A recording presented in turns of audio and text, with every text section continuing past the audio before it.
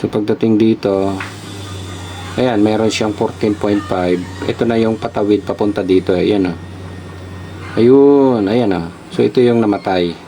Ayan. So yung 50 na yan, tatawid yan dapat papunta dito. Ito yung resistor protect niya. Ayan, meron tayong 14.9. Ito yung tinutukan ko. Then pagpunta dito, ayan, 2.3 na siya. Ayun, so ayun, maaaring sira itong resistor na to.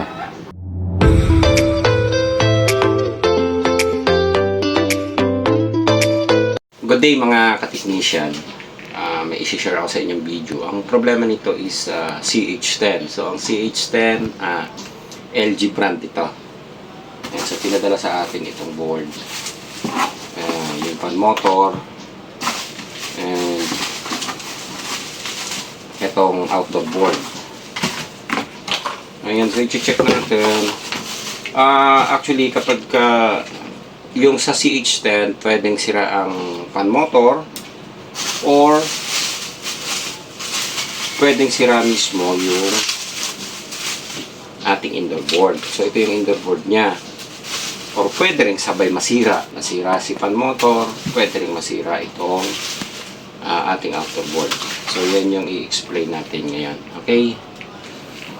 Ito na yung board na galing Lipa, Batangas. So tinanggal ko na sa box. And itatry natin. May dalawang fan motor tayo dito na pang testing bago natin orderan ng board. Or pwede pa naman siguro nating i-repair itong board na ito para hindi medyo magastusan, para hindi magastusan ng malaki yung may-ari nito. So ito yung original na fan motor niya. So tingin ko defective to. Yan, kasi medyo matigas na umikot Ayan, so ang gagawin natin, iti-testing muna natin kung mapaandar natin. So fan motor lang ang i-order natin kasi ito hindi naman to nare-repair Yan. Ito. Pero itong board pwede na siguro nating i-try kung kakayanin i-repair pa. Ito.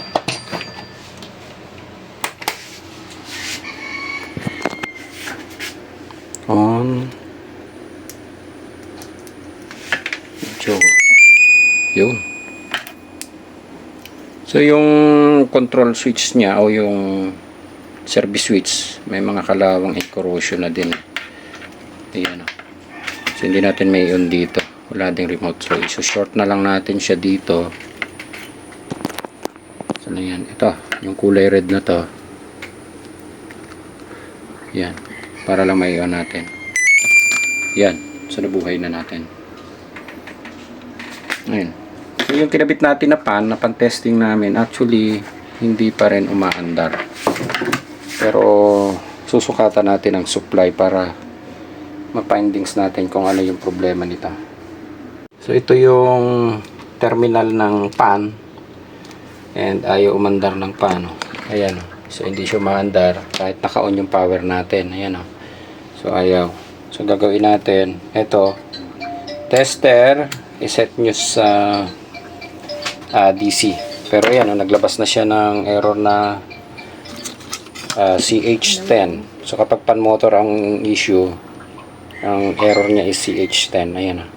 So i-reset lang ulit muna natin. Ayan. Dito, kapag i-check natin siya, usually ang chine-check natin supply. So nakaset tayo sa DC. And ito yun, dapat meron kang supply dito na ayan, actually 310 volts yan Ayan, so ito yung reference natin, 310 volts. Pero yan, katulad yan, 302. Okay yan, pasok yan, supply na yan. Dahil yan naman, diretso lang yan, o direct yan, galing dito sa capacitor na ito. Then, ito yung isa, yung pangatlong pin, yung kulay white. Ito yan Dapat ito, meron kang supply na makukuha na 15 volts. So, nakuha natin 2.3. Ayan. So, ito yung nagiging problem kapag nasira ang pan, lalo na at DC. So, maglalabas siya ng error na, yun nga yung CH10. Naapektuhan ang board. Ayan. So, kadalasan, kapag nasira yung pan motor natin, tulad nito, ayan, tumigas ang ikot, Yan yung nagiging rason bakit nasisira yung board. So troubleshoot na lang natin kung ano yung naging problem, bakit hindi pumasok yung 15 volts. So dalawang supply lang naman yung inaalam natin dito, yung 310 and yung 15 volts. So yun lang naman yung basic requirements ng DC fan motor na 5 wires. So baliktad natin yung board. Ito yung likod niya na. Yan. So ang susundan nyo lang dito, katulad nyan. So supply ng fan motor. Ito. Ayan. So yan yung atin yan ng fan motor. So susundan nyo. So wala tayong problema doon sa 310 dahil yan yun. So direct lang siya. Ito, sundan nyo yan. 310, diretso lang yan dito sa capacitor. Yan. So okay yan. So bihirang magka-problema yan. Kaya lang may tendency magde-dead set yan kasi direct nga siya doon sa capacitor. Kapag nag-short naman is yung part ng 310, ito, so puputokin niya ang fuse or mag-dead set siya. Yan. Kapag kasira yung 310. So ito, pangalawa na to na tinutukan ko is ground. Itong pangatlo, ito yung 15 volts. So ang 15 volts niya, kung makikita nyo to, dumaan to sa switching. Ayan o. Meron niyang resistor dito, merong transistor switch, merong mga resistor na nakakabit. Ayan o. So dumaan ang mga protect resistor. So possible kung makuha na natin yan ng 15 volts dito and pagdating dito nagda-drop, so pwedeng sira yung mga resistor or transistor switching. Ayan. Or mismong patay yung 15 volts. So ang gagawin natin yan, susukatan ko siya ng supply. So ayan. So set lang kayo sa resistance. Ayan, ohms. Then pag nakaset na kayo sa resistance, so ang susundan nyo na lang dito yung linya ng fan motor. Ito. So kadalasan yan, yung 15 volts na yan, ito yan, yung pin yan. So hindi siya nakakatawid. So galing siya dito sa area na to. Susukatan natin yung 15 volts dito. So check na lang muna natin sa volts pala. Pumasok muna ako sa volts. Letter. Ayan, DC. Then ito. May problema nga dun sa SS kasi pag Ito yung supply na i-check nyo. Ayan, so meron tayong 14.9 kasi tinanong namin niya. ground. So dapat yan papasok dito sa terminal na to. So yan 2.3 lang siya pagtawid dito. So susundan nyo itong mga resistor na to. Yan, katulad yan. Ito, dadaan niya ng switching. Ito yung 15 So pagpasok niyan dito, ground 15. Ito, may switching transistor. Dapat meron yung 15 dito. Ayan, meron siya So pagdating dito, ayan, meron siyang 14.5. Ito na yung patawid papunta dito. Ayan Ayun, ayan So ito yung namatay. Ito meron Ayan. I-reset lang natin. Nag-CHT na to, Ito yan. Ayan. Yun yung 15 volts So kapag lumabas yung CH10 kasi, mamamatay na rin yung supply dito. I-reset lang ulit natin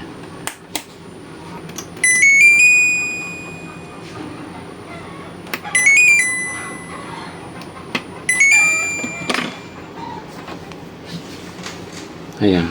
So nireset ko lang siya. Ito yung 15 Ayan. So yung 15 na yan, tatawid yan dapat papunta dito. Ito yung resistor protect niya. Ayan meron tayong 14.9. Ito, yung tinutukan ko. Then pagpunta dito, ayan, 2.3 na siya. Ayun. So ayun maaaring sira itong resistor na to. Off natin muna ulit. Ayan. So hindi ko rin kakatong video para tuloy-tuloy. Then yung tester nyo, set nyo naman sa ohms. Ayan, so balikan nyo saan yung supply kanina na nag-drop. So yun, dun sa resistor na yan. Ayan itong resistor na to, kung titignan nyo yan ng diretso, kasi mas maganda kung may camera tayo na ay dun sa monitor natin. Ito yan Ayan, yun, sinusundan ko na yan. So, ito yan. Papunta yan dito. Tingnan natin kung ito yan. Ito yung 15 eh. Yung tinutukan ko, yung kulay red. Papunta siya dito. Yan. Doon sa resistor na sunog. So, dito, meron tayong 15 volts. Ang problema, pagtawid dito, patay. So, ibig sabihin, nag-drop ang supply. So, pagka ganyan nag-drop, pwedeng sira ang pan. Pero ito kasi, obvious na medyo makikita na natin na sunog. Pero, i-check nyo siya. Ito. 57K ang nakuha natin. Pero, ano to eh? Ang value nito ay 56 ohms. Ohms to. Nasa 56 ohms to. Yan. Kaya lang medyo nasunog na. Pero doon sa mga ginagawa namin, 56 ohms to. Ayan. Yung resistor na to. So, ang gagawin natin, babaklasin ko o tatanggalin ko tong resistor na to. Papalitan natin ng ibang resistor. Ayan. So, maaaring ito lang yung problema niya. Dahil dito, meron siya. Kapag ka nagka-problema itong, ayan, po-focus natin ng mabuti. Kapag ka nagkaroon ng problema ito, yan, yung switching transistor na yan, or dito, yung supply niya, hindi yan umaabot dito sa resistor na nasunog na to. Dito, hindi na yan tumatawid kasi hindi na siya nagsuswitch. So, ang supply na makukuha nyo lang, simula lang dito sa capacitor na ito, or yan yung galing dito sa main supply. Ito yan eh. Oh. Yan. Ito, kita nyo, may diode to. So, pagtawid ng diode na yan, yan yung 15 volts. Ito yan. So, pagtawid dyan sa 15 volts na yan, tatawid ulit siya, pupunta dito sa isang capacitor na to. So, pagpunta dyan sa capacitor na yan, yan na yung isuswitch ng system. Kapag naka-off ang power, wala kang makukuhang 15 volts na tatawid papunta dito sa resistor na ito, patawid doon. Pero pag ini-on mo yan at hindi naglalabas ng error, dapat meron kang 15 volts na papasok dito. Yan. So, usually, ang i-check nyo lang dito, yan, katulad yan, itong switching transistor na to, resistor, and ito yung kadalasan na nagkakaproblema kapag ka nasira ang pan motor. Ayan, nasisira. Okay? So, kakalasin ko lang muna siya. Ayan, so kakalasin ko itong resistor na nakikita natin na nag-change value. Ito yan. Medyo konting tiyaga lang kasi talagang masakit sa batayan eh. Ayan.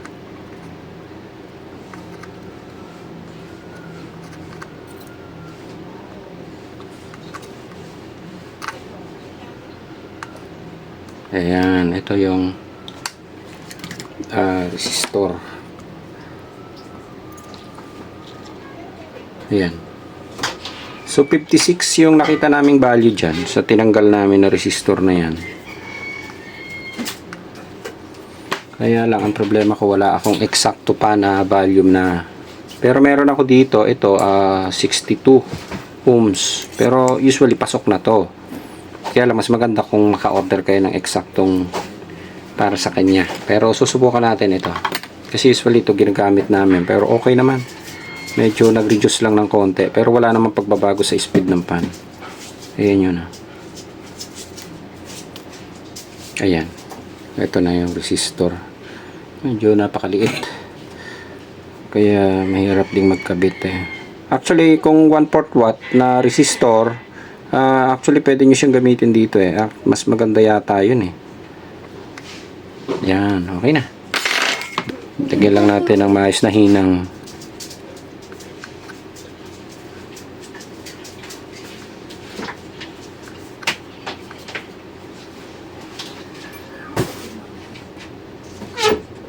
Okay, ayan. Ayos na. So, testing na lang natin.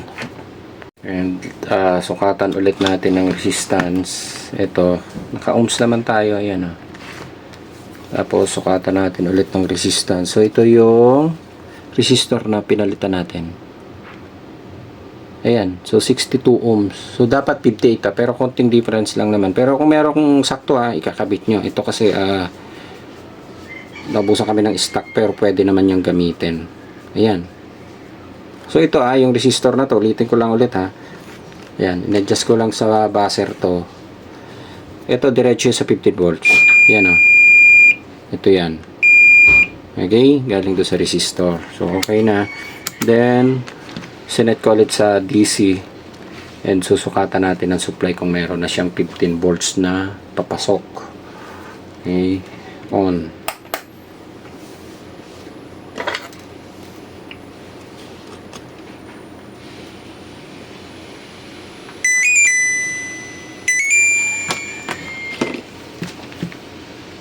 Ayan. So, naka-on na siya. Ito, naka-22 tayo ng setting. And, yung hinahanap natin kanina, ayan, mandar ng pan, oh. Okay na. Yun, oh. Yun. Oh, umikot na siya. Then, dito, okay na yan. So, yung kanina na hindi tumawid na supply dahil nag-open nga yung resistor. So, ito na siya. Okay, gaground tayo. Ito yung negative natin. Ito yung 15 eh. Yan. So, tumawid siya dito. Then, pumunta dito sa resistor na to. Pagkatapos ng switching. Yan yung 14.9. Then, papasok siya dito. Yan, 13.1 volts. So, medyo nag-reduce siya dahil yung resistor na ginamit natin is mas mababa ng konti. Ayan eh, 14.5. Pero pasok na yan. So, maandar na yung pan. Hindi naman siya nakaka-apekto doon sa pag-ikot ng pan. Ayan ah. Ayan. So, tingnan nyo kapag ini-off natin to sa power, mamamatay yung supply na yan. Kaya lang, nagluloko yung switch na natin. Kaya, dinidirekta ko na lang. Yun. Ayan. So, ini-off ko yung power dito sa, tawag dito, sa service switch. And, yan, dapat mamamatay ang supply niya. Yung 310, naka-stay yan dito. Ito yung ground, ito yung 310. Yan o, 298. Pero ang nakalagay kasi doon 310, pero pasok yan. Ito mawawala ang supply niya yung 15. Ayan yung huling tinutukan ko. Ayan na siya. So dito patay din siya. Yan. Pero dito dapat hindi mawawala yan. Yan 15. So pagdating doon sa 15, pumunta yan dito sa ito. Yung tinutukan ko na yan is switching transistor. Pag tawid yan dito, patay na yan. Kasi, isuswitch pa yan ng system bago magkaroon dito. So, ayan. Okay na yung unit natin. And, ang sira niya is itong, ito yung pan motor niya. So, hindi ko na siya testing dahil baka mandamay pa ng ibang sira. So, defective siya kasi tumigas na rin ang ikot nito. Ayan o. Saka maingay na siya. Ayan o. Yan. So, ito. Okay na. So, orderan ko na lang ito ngayon. Okay? Okay. So, dumating na yung pan motor na in-order natin dahil ito yung naging problema. And, i-check na rin natin. Ayan. So, brand new yung pan motor na in-order natin. And, ito yung pinagpalitan. Medyo tumigas ng bahagya yung ikot nito compare dito sa bago. And ito kasi yung sabi ko sa inyo, mayroon siyang electronic board dun sa loob. Kaya kapag nililinisan natin, dapat tinatanggal sa socket yung ating pan motor. So kapag hindi nyo tinanggal, then nilinisan nyo, kapag umikot yung tawag dito, yung blower natin, nasisira yung pan motor natin. So isa yun sa pwedeng maging rason para masira ang board and para masira yung ating pan motor. So, ang pinaka-safe, tatanggalin yung socket or kung mabubunot nyo ng buo ito, mas safe siya. And then, testing natin kung andar na siya. Ayan.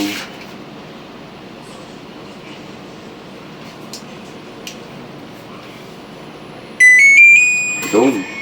So, nag-on na yung power. Ayan, okay na. So, mandar na itong pan motor natin. Ayan, umiikot na siya. And, okay na din yung board. Yung supply natin, yun yung 15 volts and yung 310 volts. So, ang naging problema nitong board na ito, nag-open yung protect resistor papunta doon sa 15 volts. Kaya, hindi umandar yung ating pan motor. So, yung nakita namin na pwedeng naging dahilan is kaya nasira ang board is nalinis siya, then umikot yung ating blower, so naapektuhan ang board. Or pwede rin naman na yung ating fan motor is totally nasira, nadamay lang yung ating board. So, ayan. So, solusyon na ginawa natin, i-repair natin nga yung board na ito and pinalitan natin ng bagong fan motor na ito. Yung pinaka-indoor. So, ayan. Ngayon, umaandar na siya. Okay na.